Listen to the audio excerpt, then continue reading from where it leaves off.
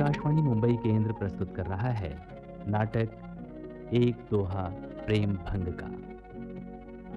मूल मराठी लेखक गिरीश जोशी, हिंदी रूपांतरकार राजेंद्र सिंह, प्रस्तुति तनुजा कानडे की है।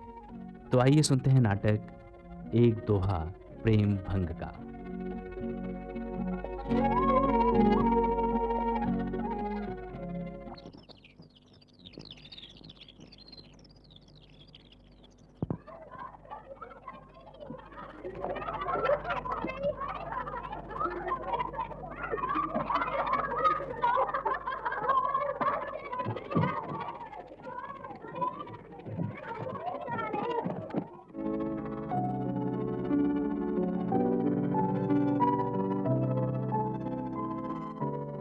चार बजने वाले हैं। शायद शायद अब वो नहीं आएगी, वरना उसे कभी देर नहीं होती। और अब वो आए भी तो क्यों? क्या बचा है हमारे बीच वो जो मेरी बात माने? मुझे चलना चाहिए। बस 2 मिनट और इंतजार करके आई एम देखता हूँ। सॉरी, देर हो गई मुझे आने में। हाँ। बहुत प्रतीक्षा करनी पड़ी तुम्हें? नहीं, कुछ ज्यादा नहीं। बस ही नहीं मिली बड़ी देर तक, आखिर टैक्सी से आना पड़ा। कोई बात नहीं, जाते वक्त मैं तुम्हें घर छोड़ दूंगा। नहीं नहीं नहीं, मैं चली जाऊंगी। तुम्हें क्यों बेकार में कष्ट? मुझे कोई कष्ट नहीं होगा। नहीं, मैं चली जाऊंगी अपने आप। ठीक है, जैसे तुम्हें ठीक लगे। कैसे हो तुम?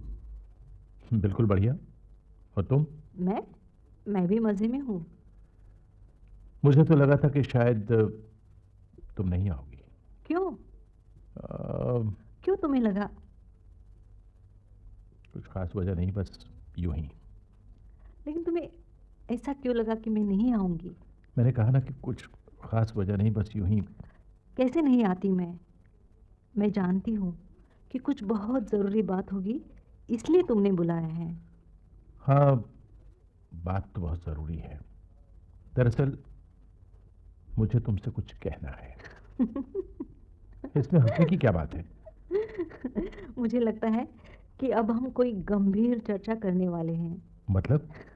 मतलब कि मनुष्य के इतिहास में हर गंभीर चर्चा इन्हीं शब्दों से शुरू होती आई है। मुझे तुमसे कुछ कहना है। नहीं, मुझे सीरियसली तुमसे कुछ बात करनी है। उससे कोई फायदा? जो कुछ अपने बीच था वो तो कब का समाप्त हो चुका है। मैं जानता हूँ, मैं जानता हूँ। मैंने तुम्हें यहाँ कन्विंस करने के लिए, तुम्हारा विचार बदलने के लिए नहीं बुलाया।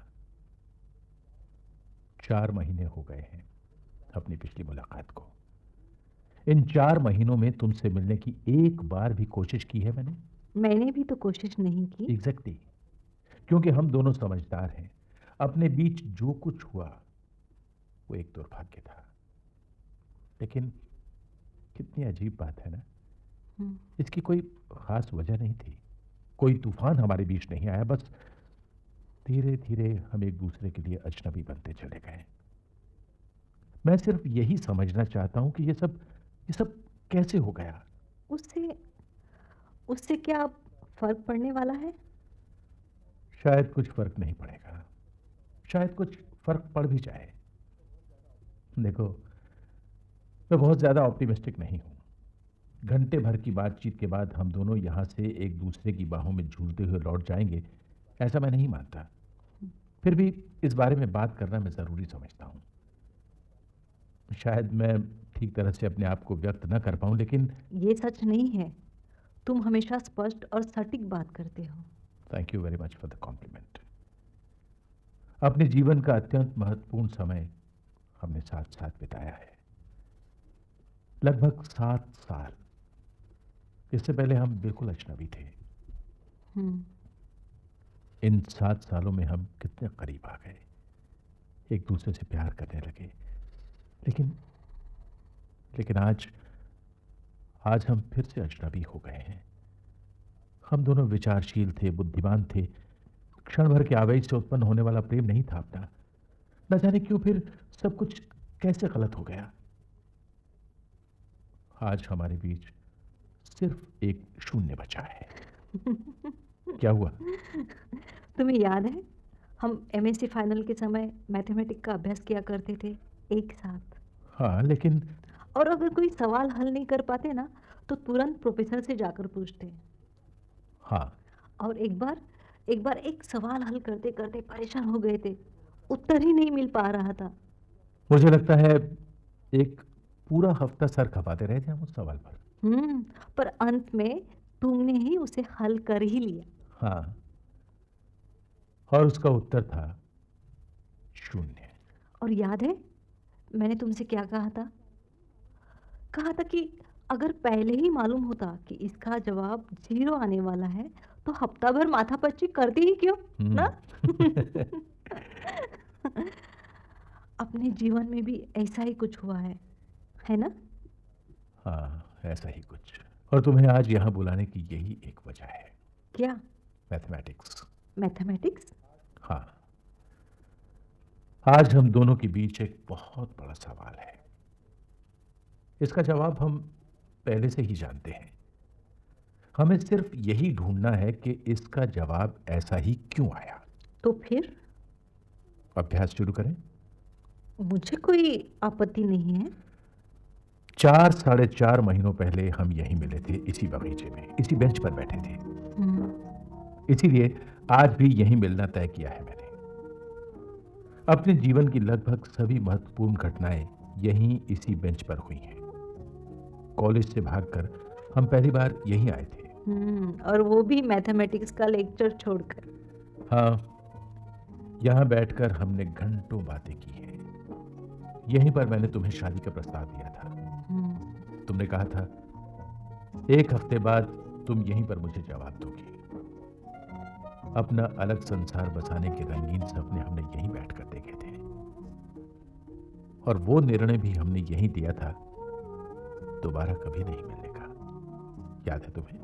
अच्छी तरह। उन दिनों अपनी बातों में सबसे अलग, सबसे महत्वपूर्ण बात कौन सी लगी तुम्हें? मुझे एक बात का एहसास हुआ उस दिन। वो क्या? बहुत समय तक, मेरा मतलब है अपने बीच प्रॉब्लम शुरू होने से पहले, जब मैं परेशान होती तो तुम मुझे समझाया करते थे, और जब तुम नाराज हो जाते तो मैं तुम्हें बहलाने की कोशिश करती। लेकिन उस दिन लगा जैसे अचानक एक दूसरे का ख्याल रखने की इच्छा समाप्त हो गई है। उस दिन पहली बार महसूस हुआ कि हमें अब एक दूसरे की जरूरत नहीं रही। हाँ, ये सच है। यानी कि हम दोनों इस बात पर सहमत हैं कि उन आखिरी दिनों में हम एक दूसरे की उपेक्षा करने लगे थे। हाँ। तो फिर कौन सी ऐसी शक्ति थी जो हमें एक दूसरे से अलग नहीं होने दे रही थी? एक दूसरे के साथ बिताए खूबसूरत पलों की यादें, या हम कुछ खो बैठेंगे इस बात का भय, या सिर्फ एक दूसरे के साथ रहने की आदत सी पड़ चुकी थी हमें? मैं तो अपनी बता सकती हूँ। मेरे जीवन का पहला प्यार था वो।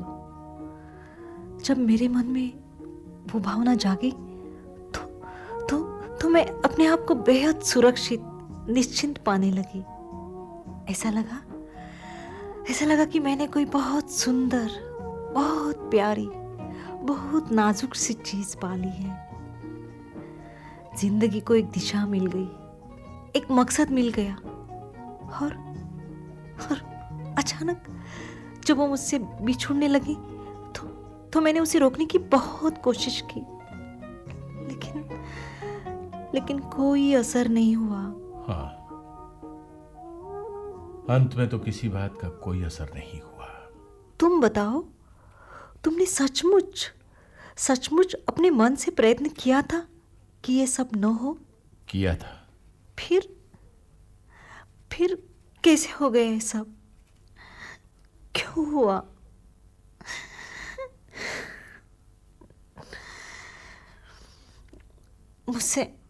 मुझसे आगे कुछ नहीं कहा जाएगा। हमें ये बातें यही रोक देनी चाहिए। ठीक है, हम रुक जाते हैं। प्रयत्न किए थे? क्या प्रयत्न किए थे? जरा मैं भी तो सुनूं। ठीक है, बताता हूं, हम दोनों के विचार, हमारी आदतें 100% मेल खाती हैं, ऐसा कभी नहीं था। और हम ये अच्छी तरह से जानते थे। छोटी छोटी बातों को लेकर हम झगड़ते भी थे, लेकिन इन झगड़ों से हमारे बीच के गहरे रिश्ते को कभी धक्का नहीं लगा। लेकिन फिर एक दिन ऐसा भी हो ही गया। मैं तुम्हें कुछ बहुत जरूरी बात बताने यहां आया था। मुझे नौकरी मिली थी उस दिन, यहीं आकर मिले थे हम दोनों। शाम को बाहर खाना खाने का प्रोग्राम बनाया था मैंने, लेकिन तुम अचानक यह कहकर चली गई कि तुम्हारी तबीयत ठीक नहीं है। पर सचमुच मेरी तबीयत ठीक नहीं थी उस दिन। हो सकता है। मैं घर चला गया। कपड़े बदलते समय अचानक मैं समझ गया कि क्या बात थी। मैं टी शर्ट पहनकर आया था और तुम्हें मेरा टी शर्ट पहनना पसंद नहीं था। तुमने पहले भी टोका था मुझे इस बारे में। उस दिन से लेकर आज तक मैंने कभी टी शर्ट नहीं पहनी। तो तुम्हें ये लगता है कि तुम्हारी टी शर्ट पहनने से मैं नाराज होकर चली गई? उस दिन सचमुच मेरा जी अच्छा नहीं था। अच्छा न लगने पर भी तो कई बार तुम मेरे लिए रुक जाया करती थी। लेकिन उस दिन बाहर खाना खाने की इच्छा नहीं थी मेरी। पहले भी तो कई बार घर की प्रॉब्लम के बावजूद मैं तुम्हारे साथ गई थी। तुम परेशान होते तो कितनी कितनी देर तक मैं तुम्हारे पास ठहर जाया करती थी। लेकिन वो दिन मेरे लिए बहुत ही महत्व रखता था। मैंने जीवन के दुख भरे क्षणों में कभी सहायता नहीं ढूंढी, कभी किसी को याद नहीं किया, तुम्हें भी नहीं। लेकिन मैं अपनी खुशी का एक एक पल तुम्हारे साथ बांट लेना चाहता था। लेकिन ऐसे वक्त में तुम्हारी तबीयत को कुछ ना कुछ हो जाता था। खैर छोड़ो। अगले दिन मैं कमीज पहनकर आया और तुमने मुझे ऐसी नजरों से देखा कि बस कितना हंसे थे हम दोनों, हैं? याद है? उस दिन के बाद मैंने अपने आप में परिवर्तन लाना शुरू कर दिया। चप्पल की जगह बूट पहनने लगा, सिगरेट छोड़ दी, चाय कम कर दी, यहां तक कि नाखून चबाना भी छोड़ दिया। अगर तुम इस तरह नहीं बदलते तो क्या मैं तुम्हें छोड़कर चली जाती? मैं नहीं जानता कि तुम्हारी नजरों में इन बातों का क्या महत्व था। मैं तो सिर्फ ये कहना चाहता हूं कि जो तुम्हें पसंद नहीं था उसे बदल डालने की मैंने पूरी कोशिश की। तुमने सिर्फ वही परिवर्तन किए जो तुम्हें सुविधाजनक लगे। मेरी नजर में इनका कोई महत्व नहीं था। लेकिन जो बातें मुझे बेहद जरूरी लगी उनमें से एक भी बदली तुमने मेरी खातिर। सवाल ये नहीं है। अपनी सुविधा से ही सही, पर परिवर्तन करने को तैयार तो था मैं। लेकिन तुम तो हमेशा बहुत सी ऐसी बातें करती रही जो मुझे पसंद नहीं थी, सिर्फ अपनी एक अलग पहचान बनाए रखने के लिए। हमने एक दूसरे को बहुत ऊंचे शिखरों से देखा था। मैं तो तुम्हारे लिए कुछ कदम नीचे उतर भी आया, लेकिन तुम अगर एक भी कदम नीचे उतर आती तो हमारा मिलन होना निश्चित हो जाता। तुम्हारे कहने का मतलब यह है कि जो कुछ भी हुआ उसकी जिम्मेदार सिर्फ मैं ही हूं? अगर मेरा मतलब यही होता तो पिछले 4 महीनों में हर रात जाग जाकर अपने आप से यह सवाल नहीं पूछता कि ऐसा क्यों हुआ। शुरू शुरू में मैंने सारा दोष तुम पर लगाकर छुटकारा पा लिया था, लेकिन फिर लगा शायद तुम मुझे ठीक से समझ ही नहीं पाई थी, और मैं भी शायद तुम्हें। मैं जानता हूं कि इन सब बातों के लिए बहुत देर हो चुकी है, लेकिन फिर भी एक दूसरे को ये सब कहने की नौबत आना ही हमारे प्रेम की सबसे बड़ी हार है। हार तो बहुत पहले ही हो चुकी है अपनी। अब तो हम सिर्फ उसकी वजह ढूंढ रहे हैं। ठीक है, तुम क्या चाहते हो? इस हार से बचने के लिए मैंने क्या क्या प्रयत्न किए वो सब गिनाऊं? बता सको तो बता दो। वो सुनो, मगर हाँ, अगर मुझे रोना आ गया या मैं अपसेट हो गई ना तो मुझे समझाने की कोशिश मत करना, प्लीज। अगर इससे तुम्हें कष्ट होता है तो रहने दो। नहीं, अब तो बोलना ही होगा। जीवन में मैंने अपने आप में क्या क्या परिवर्तन किए तुम्हारी खातिर, इसकी तो कोई सूची नहीं है बनाई मैंने। मैं तुमसे कोई हिसाब किताब नहीं करना चाहती, बस कुछ एक बातों का एहसास दिलाना चाहती हूँ तुम्हें। 7 साल पहले हमने तय किया था कि हम एक दूसरे से शादी करेंगे। हम उस वक्त शादी कर लेने की स्थिति में नहीं थे, मगर चाहते तो 2-3 सालों के अंदर जरूर कर सकते थे। मगर उस वक्त जो समस्याएं थी हमारे सामने, वो टोको मत, बोलने दो मुझे। मेरे घर वालों को ये शादी जरा भी मंजूर नहीं थी, लेकिन मेरी जिद के आगे उन्हें हार माननी ही पड़ी। मगर हमने शादी नहीं की। 1 साल, 2 साल, पूरे 5 सालों तक। इन 5 सालों में मेरे दिल पर क्या बीता, इसका कुछ अंदाजा है तुम्हें? मैंने जानबूझकर तो शादी करना नहीं टाली। उस समय की प्रॉब्लम्स मैं जानती हूँ। पहले नौकरी नहीं थी, फिर ढंग की नहीं थी, फिर रहने को घर नहीं था, तनख्वाह कम थी, वगैरह वगैरह वगैरह। तो क्या ये सब बातें जरूरी नहीं थी? उन सब से जरूरी थी हमारी शादी। मुझे कितना विश्वास था तुम पर। जो कुछ करना पड़ता हम कर लेते शादी के बाद। लेकिन ऐसी जल्दी भी क्या थी? तुम्हें नहीं होगी, पर मुझे थी। कई बार कहा भी मैंने तुमसे, लेकिन तुम समझ ही नहीं पाए बात को। एक तरफ घर में परेशानी, बाहर लोगों की बुरी नजरें, पीठ पीछे चुगली और ताने, सब सहन करती रही मैं तुम्हारे लिए। और तुम तो हर बार ऐसे मिलते रहे जैसे पहली बार मिल रहे हो। वो गुलाब के फूल, वो ग्रीटिंग कार्ड्स, हर शाम घूमने जाना, इन सब से हटकर सोचा ही नहीं कभी तुमने। प्यार को सिर्फ खूबसूरती नहीं, हौसला भी देना चाहिए। और अच्छा मजाक हो रहा था। मैं शादी करने के लिए अधीर थी, और तुम टी शर्ट की बजाय कमीज पहनने और सिगरेट पीना बंद करने को ज्यादा जरूरी समझ रहे थे। वाह! तुम्हें याद है सब? उसे भुलाने का निश्चय किया है। भुला सकोगी प्यार के पल? क्यों नहीं? अगर प्यार की निशानियां मिटा ना सकी तो उन्हें घाव बनाकर जी लूंगी। और कर भी क्या सकती हूँ? कुछ ना कुछ तो कर सकोगी। हम अपने विषय से हट रहे हैं। मैं ये बता रही थी कि अपने प्यार को बनाए रखने के लिए मैंने क्या क्या किया। मैं समझता हूं। बिना शादी किए 5 साल तक तुम मेरी प्रतीक्षा करती रही। यही तुम्हारा सबसे बड़ा योगदान है। और भी बहुत सी बातें हैं। मुझे लगता है विषय को यहीं समाप्त कर देना चाहिए। क्यों? प्रश्न का हल ढूंढना है ना हमें। देखना नहीं है कि इसका जवाब शून्य क्यों आया। कैसा प्रश्न, कौन सा हल, कुछ समझ में नहीं आता मेरी। कभी लगता है चुपचाप सब कुछ भुला दूं, फिर लगता है यदि सचमुच प्यार किया था मैंने तो। अरे क्या हुआ? शांत हो जाओ प्लीज, प्लीज। अरे सुनो, तुम्हें पता है सुनेत्रा की शादी हो गई। कौन सुनेत्रा? सुनेत्रा पारसनीस। उसी ने तो हम दोनों को मिलवाया था, याद नहीं? लड़का अमेरिका से आया था 3 महीनों के लिए। बात पक्की हुई, शादी हो गई, और वो तो अमेरिका चली भी गई। इतनी जल्दी? लेकिन वीजा कैसे मिला? कुछ किया होगा। हाँ, याद आया। तुमसे पहचान करवाने के लिए मैंने सुनेत्रा को खूब मक्खन लगाया था। जानती हूं। हफ्ते भर बाद बताऊंगी तुमने कहा था। उन दिनों मैं उससे रोज मिलता। वो किस लिए? बस यही पूछने के लिए कि तुम मेरे बारे में क्या कहती हो। लेकिन उसने कहा कि तुम मेरे बारे में बात करना टाल जाती हो। तो फिर? बहुत टेंशन भरा हफ्ता था वो मेरे लिए। आखिर एक दिन मैंने सुनेत्रा से कह ही दिया कि अगर तुम मुझसे शादी नहीं करोगी तो मैं अपनी जान दे दूंगा। पर ऐसी नौबत आई ही नहीं। जिसके लिए मैं अपनी जान देने को तैयार था, उसी के साथ कैसा क्रूर व्यवहार किया है मैंने। मैं इतना कठोर कैसे हो गया? कैसे हो सका ये सब मुझसे? देर हो रही है क्या?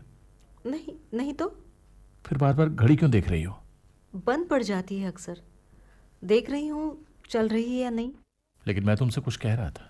मेरा ध्यान था उस पर। क्या मुझे इतना बुद्धू समझती हो तुम? अरे बाबा, सचमुच सुन रही थी मैं। बताओ क्या क्या कहा तुमने? तुमने कहा कि मैं इतना क्रूर तो नहीं था, इतना कठोर नहीं था। पता नहीं क्यों और कैसे हो गया। हो सकता है मुझे गुस्सा अपने आप पर आता हो, लेकिन तुम्हें सामने पाकर सारा गुस्सा तुम पर निकाल देता था। ये आखिर के शब्द तो नहीं कहे थे मैंने। हाँ, इन शब्दों से सहमत जरूर हूं मैं। तुम्हें एक जरूरी बात बतानी है। तुम्हारी शादी तय हो रही है, जानता हूं मैं। बात ये नहीं है। तो फिर? तुम्हारी शादी की बात जहां चल रही है, उस लड़की से तुम जल्द से जल्द शादी कर ही लो। सलाह के लिए बहुत बहुत शुक्रिया। कर लूंगा मैं शादी।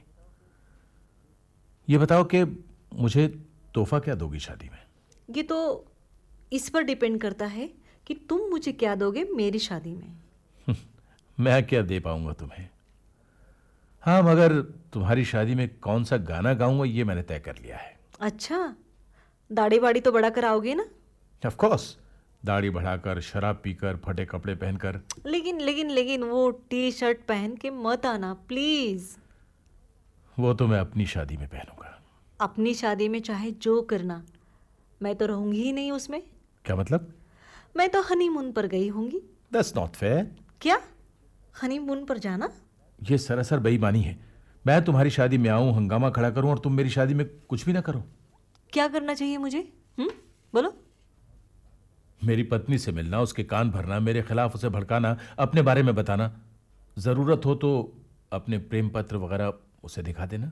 अरे हाँ, एक मिनट, ये लो। ये क्या है? ये वो महान कलाकृतियाँ जो तुमने मुझे लिखकर भेजी थी। ये क्यों लाई हो? मुझे लगा आज तुमने मिलने को कहा है, शायद अपने ये खत वापस मांगोगे तुम। यदि ये खत मुझे चाहिए होते तो पहले ही मांग लेता तुमसे। हाँ, समझा। तुम्हें अपने लिखे हुए खत वापस चाहिए। मेरा ये मतलब नहीं था, पर तुम लौटाना चाहो तो लौटा दो। ऐसा और क्या क्या लौटा सकेंगे हम एक दूसरे को? हम ये चर्चा क्यों कर रहे हैं? मतलब कि जब हम एक दूसरे को तकलीफ दिए बिना बात ही नहीं कर सकते, तो ऐसी बातचीत से फायदा क्या? हमें अब चलना चाहिए यहाँ से। थोड़ी देर और रुको। थोड़ी देर रुकने से क्या हो जाएगा? आज यहाँ मिलकर शांति से बात करने का विचार अच्छा था तुम्हारा, लेकिन हम दोनों 2 मिनट से अधिक शांत रह ही नहीं सकते। फिर भी कुछ देर और, प्लीज। तुम अभी और भी कुछ कहना चाहते हो? जो मैं वास्तव में कहना चाहता था वो अब तक तो कहा ही नहीं मैंने। पता नहीं क्यों। शुरू में मैंने तुमसे कहा था कि कुछ कहना चाहता हूं, फिर यह कि तुम्हें कन्विंस करने का इरादा नहीं है मेरा, सिर्फ अपने बीच के प्रश्न पर शांति से विचार करना है। वही बातें दोहराने से फायदा? प्लीज मुझे बोलने दो। अपने जीवन में पहली बार सिंसियरली कुछ कहने की कोशिश कर रहा हूं। मुझे लगता है 4 महीने पहले जो हमने तय किया था उस पर दोबारा सोचें। This is ridiculous. तुम्हें लगता है इतना सब हो जाने पर भी हम फिर से एक साथ रह पाएंगे? क्यों नहीं? पागल हो गए हो तुम। पागल तो हम दोनों ही हैं। तुम्हें लगता है कि हम एक दूसरे से अलग अपने अपने नए पार्टनर्स के साथ सुख चैन से रह सकेंगे? जब अपने बीच कुछ रहा ही नहीं तो इसमें हर्ज ही क्या है? सवाल ये नहीं है। सवाल ये है कि हम अपने नए जीवन साथियों के साथ बगैर किसी समस्या के रह पाएंगे? मुझे नहीं लगता। समस्याएं तो आएंगी ही, क्योंकि हम खुद उन्हें बनाते हैं। हो सकता है न भी आए। शायद हम अपने नए पार्टनर के साथ अच्छा व्यवहार करें, एडजस्टमेंट कर ले। तो क्या हम अच्छा व्यवहार, अच्छी एडजस्टमेंट एक दूसरे के साथ नहीं कर सकते? क्या मुश्किल है इसमें? अपने बीते दिनों की सुंदर यादों की नींव पर हम अपने भविष्य का निर्माण नहीं कर सकते क्या? मुझे नहीं लगता है। यादें बीत चुकी हैं। हम अपना प्यार भुला चुके हैं। पहले तो मुझे भी ऐसा ही लगा था। तुम चाहे जो समझो, लेकिन मुझे लगता है कि अब आज भी एक हो सकते हैं। जरा सोचो तो सही, अगर हमारे बीच सब कुछ समाप्त हो चुका है तो किस अधिकार से मैंने तुम्हें यहां बुलाया और तुम बेझिझक चली आई? क्यों एक दूसरे की आंखों में आंसू देखना हम बर्दाश्त नहीं कर पाते? एक दूसरे की खबर क्यों है हमें कि हमारी शादियां तय हो रही हैं? इतना ही पूछना है मुझे। मेरे सवालों पर सोचोगी क्या? हाँ, मैं इन पर जरूर सोचूंगी। दिल से कह रही हो या सिर्फ चर्चा खत्म करने के लिए? अपने पूरे दिल की सच्चाई से। एक बात और पूछूं? क्या? ऐसी क्या बात हो गई है जिससे तुमने मेरे सवालों पर सोचना स्वीकार कर लिया है? मुझे लगा कि आज 4 महीने बीत जाने पर तुम्हें कुछ रियलाइजेशन हुआ होगा। तुम कुछ समझ पाए होंगे। आज तुम्हें लगता है कि हम एक दूसरे को भुला नहीं सकते, पर मैं ऐसा नहीं मानती। तुम्हारे सवालों पर सोचने के बाद शायद मैं भी इस नतीजे पर पहुंचूं, शायद नहीं। हो सकता है आज से 4 महीनों बाद तुम्हें आज की ये बात सही न लगे। आज का सच कल की गलतफहमी भी हो सकता है, भ्रम हो सकता है। मैं नहीं जानती कि कल को हमारे बीच क्या होगा। लेकिन मैं तुम्हारे सवालों पर सोचूंगी, जरूर सोचूंगी। इसका विश्वास रखो।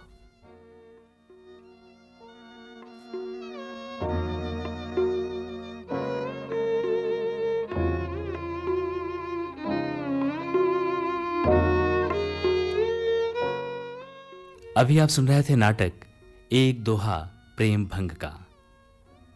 इस नाटक में भाग लेने वाले कलाकारों की भूमिका सहित परिचय इस प्रकार है। युवक बृजभूषण साहनी और युवती तनुजा कानडे। निर्माण सहयोग सुलभा खरात और प्रस्तुति तनुजा कानडे की थी। ये नाटक आकाशवाणी मुंबई केंद्र की भेंट थी।